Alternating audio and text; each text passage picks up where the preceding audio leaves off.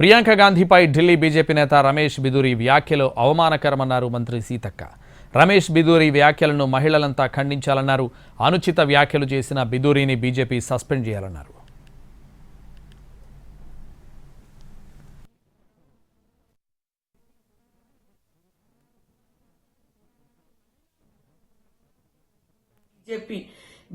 రమేష్ బిదూరి చేసినటువంటి వ్యాఖ్యల పట్ల ఖండించాలి. ప్రతి మహిళా లోకానికి ఇది అవమానకరం.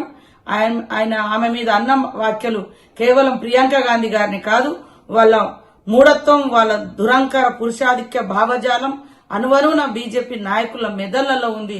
దానిలో భాగంగానే ఒక మహిళ యొక్క శరీరాన్ని రోడ్లతో సమానంగా చూడడం అంటే మరి వాళ్ళ యొక్క దుర్బుద్ధి, వికృత చేష్టలు మనకు అర్థమైతా ఉంది. బేషరతుగా బీజేపీ అధిష్టానం క్షమాపణ చెప్పాలని, అదే విధంగా రమేష్ బిదూరిని వెంటనే పార్టీ నుంచి సస్పెండ్ చేయాలని ఈ సందర్భంగా డిమాండ్ చేస్తాం.